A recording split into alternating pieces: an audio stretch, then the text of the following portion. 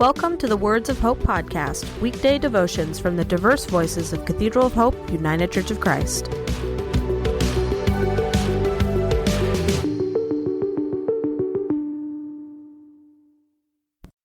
The devotion for today, Thursday, June 12, 2025, was written by Dr. Pat Saxon and is narrated by Gordon Markley. Today's words of inspiration come from Matthew chapter 19, verses 13 and 14. Then people brought little children to Jesus for him to place his hands on them and pray for them. But the disciples rebuked them. Jesus said, "Let the little children come to me, and do not hinder them, for the kingdom of heaven belongs to such as these." Hear today's words of hope. Images of child labor populate the fiction of Romantic and Victorian England in works such as William Blake's The Chimney Sweeper and several of Charles Dickens' novels, including David Copperfield. With the surge of industrialization, children often had their innocence stolen by harsh, abusive, and perilous situations. While his father was in debtor's prison, Dickens himself worked 10 to 12 hours a day, separated from his family in unhealthy conditions in Warren Blacking's factory. In his autobiography, he described the place as a crazy tumble-down house with rotten floors and staircase, dirty and decaying, with rats swarming down in the cellar.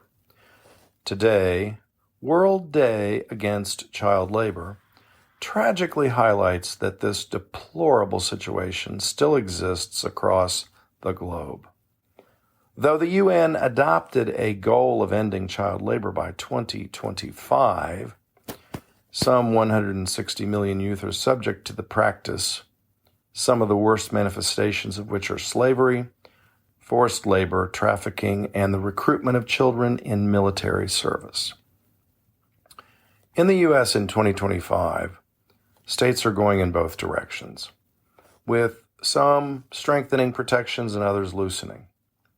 For example, in January, Illinois limited the number of hours that children and youth can work during a school week to 18 and blacklisted certain types of employment: cannabis dispensaries, the adult entertainment industry, gambling establishments, and gun ranges, as well as providing harsher penalties for violations that will be enforced.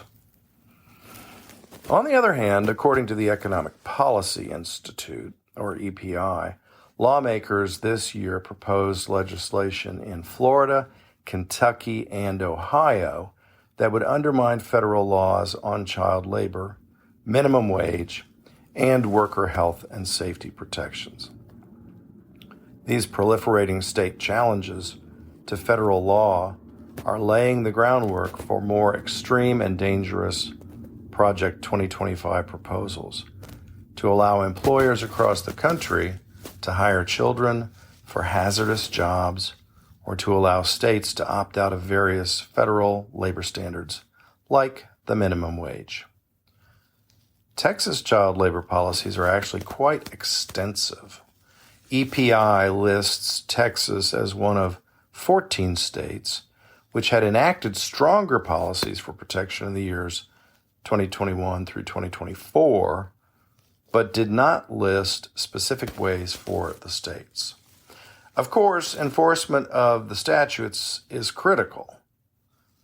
Given the weak enforcement of safety in the foster care system, neglect in labor enforcement might be suspected as well. Dietrich Bonhoeffer once said that the test of the morality of a civilization is what it does for its children. The young are one of our most vulnerable populations and more easily controlled and exploited. Any endangerment or violation of them, physically, psychologically, mentally, spiritually, should wound us all and stir us to justice seeking. Jesus reserved some of his harshest statements for those who harmed children. In Matthew 18:6, he asserts, "If anyone causes one of these little ones to stumble, It would be better for them to have a large millstone hung around their neck than to be drowned in the depths of the sea. Let all who have ears, let them hear and take heed. Amen.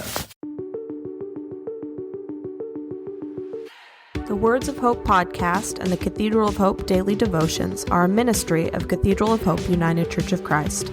To support this ministry, please subscribe to and share this podcast, follow us on social media, and donate through our website at cathedralofhope.com/give.